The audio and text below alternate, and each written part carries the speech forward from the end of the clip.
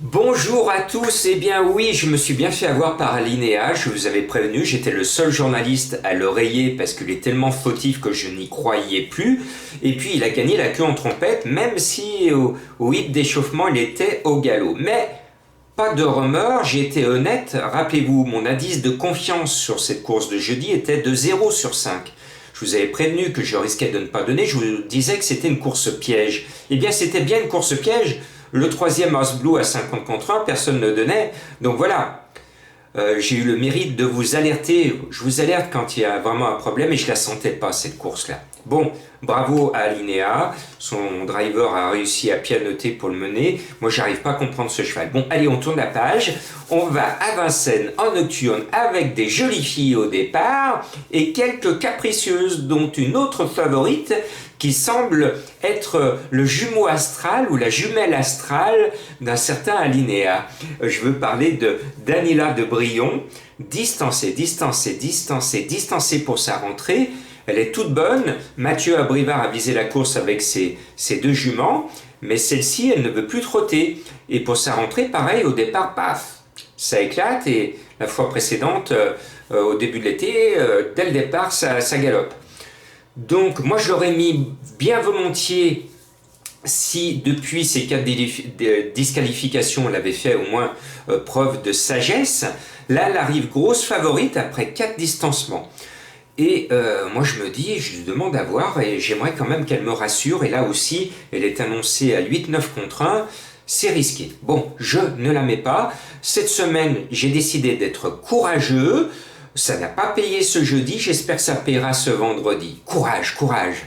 Allez, il y en a une qui est complètement déclassée. Je suis là aussi l'un des rares à vous dire qu'elle est déclassée. C'est le 7 Danae de Corbery. Je sais qu'elle est tenue en très très haute estime. Alors vous allez me dire, oui mais Jean-Marc, elle n'est pas déférée. Justement, c'est parce qu'elle est estimée. Son entraîneur veut préserver ses pieds pour les grandes joutes de l'hiver, parce qu'elle vaut le niveau classique dans pas longtemps. Eh bien, pour l'instant, parmi les gueuses, entre guillemets, elle peut garder ses chaussures de Cendrillon. Voilà. Et donc, je pense qu'elle va gagner la queue en trompette. Cela veut dire, dans notre jargon turfiste, facilement. Voilà une bonne base solide. Alors, on vient de me dire, j'ai un internaute qui m'a dit, Jean-Marc, c'est quoi la différence entre une base solide et une base moins solide? Et bien la base solide, regardez actuellement mes bases solides, c'était par exemple ce jeudi digne et droit, et bien 0, 0, 0, 0, 6 fois de suite, à l'arrivée c'est une base solide. Et puis ma base moins solide, aujourd'hui elle n'était pas ce jeudi à l'arrivée. Donc ça veut bien dire ce que cela veut dire. Donc la base solide vous permet de partir en champ réduit au total, au couplet, avec cette base et associé avec quelques chevaux que vous aimez, ou si vous cherchez le tocard comme aujourd'hui House Blue, vous prenez ma base solide et puis vous la mettez en champ total en espérant qu'il y ait un gros tocard qui soit à l'arrivée. C'est une bonne méthode. Quand j'étais à l'âge de 20 ans, 30 ans sur les hippodromes lyonnais et que j'avais un peu de sous, je cherchais souvent la dernière course de la Réunion la plus mauvaise.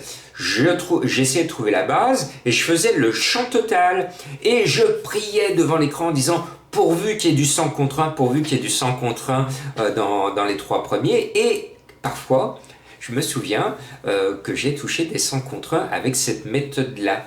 Voilà, donc voilà ma base solide. Et puis, ma base moins solide vous permet de partir quand même sérieusement en champ réduit, au tiercé, pour partir de 2 chevaux et de les associer aux 6 autres de ma sélection. Voilà, le prof a fini son petit cours. Voilà. Allez, je vais maintenant avec un bolide, une fusée. Vous n'allez voir qu'elle, sur la fin, elle va faire sur le poteau. C'est le 15 Divine de Navarri. Je l'aime bien, je l'estime, elle est au top, l'entraîneur est très confiant. Tous les feux sont au vert. Seul problème, elle part à 25 mètres et le conseil, surtout sur la petite piste de Vincennes, ne prenez jamais de base derrière. Prenez vos bases devant. Parce que même si les chevaux derrière sont meilleurs, c'est toujours compliqué de faire le tourniquet. Donc base devant. Donc ma base c'est le 7 solide, le 15 c'est l'opposition, et puis vous allez penser que la base moins solide est derrière. Ben non, c'est mon coup de cœur annoncé à 13 contre 1, c'est Caline Turgot. Je sais que son entraîneur est chaud bouillant. Éric Raffin a été appelé en renfort. La jument ne touche plus terre à l'écurie et l'entraîneur ne veut pas finir cinquième. Il veut faire beaucoup mieux parce qu'elle est pleine peau. Donc voilà, je suis obligé de vous la donner en coup de cœur. Et puis, l'autre base, c'est forcément Mathieu Abrivard, mais sur celle qui ne faute pas. Le 9, Duchesse de Brion.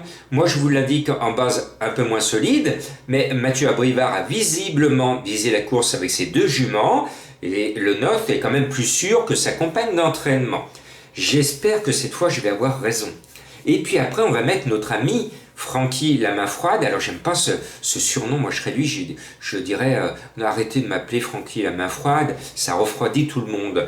C'est Franck Nivard au ski du 12, Douce Berry. Eh bien, il a la main douce plutôt, et il a la main experte, et il va l'amener à l'arrivée car l'engagement est bon. Et puis, le meilleur engagement va au numéro 13, Delphine de Clécy. C'est sa course, c'est son engagement de l'année, à elle de ne pas rater un tel événement, surtout que son entraîneur n'oublie pas de nous glisser à l'oreille, elle est en mode course, cela veut dire qu'elle va se donner à fond, à fond, à fond.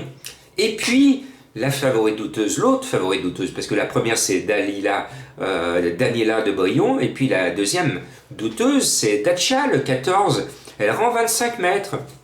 Et puis moi j'ai le défaut ou la qualité d'écouter les entraîneurs. Ils déclarent elle doit rendre la distance. Ce qui m'inquiète le plus, c'est qu'elle n'est pas d'un courage exemplaire. Ce qui m'inquiète le plus, c'est qu'elle n'est pas d'un courage exemplaire. Toutefois, elle a sa chance. Eh bien, excusez-moi, quand j'entends l'entraîneur en disant « Bon, ma jument, elle est bonne, elle semble un peu au-dessus du lot, mais elle n'est pas trop en volonté. C'est-à-dire, si c'est dur, elle ne va pas le faire. » Donc quand je vois qu'elle est en tête de beaucoup de sélections et que beaucoup la prennent en base, moi je tire la sonnette d'alarme en disant attention, il y a un risque avec Dacia. Et s'il y a des déceptions, elle viendra peut-être d'elle. Mais c'est vrai que sur le papier, elle a une belle chance. Et puis surtout, elle me rappelle les belles heures de Jean-René Goujon avec la casaque du comte de Montesson. C'était la belle époque de ceux qui n'ont pas connu Jean-Michel Bazir. Eh bien, avant Jean-Michel Bazir, il y avait René Goujon, qui était le pape, c'était son surnom, de Vincennes, et son frère Minou Goujon, Michel Marcel Goujon, était sa doublure de luxe, et c'était la grande époque de Vincennes, avec des courses que l'on regardait en noir et blanc. Voilà. Allez, on revient en 2019 pour mettre celle qui aurait dû être mon coup de cœur. Et puis finalement, j'ai mis un peu bas, mais vous pouvez me remonter les bretelles, parce que c'est le 3 Carla Griffe.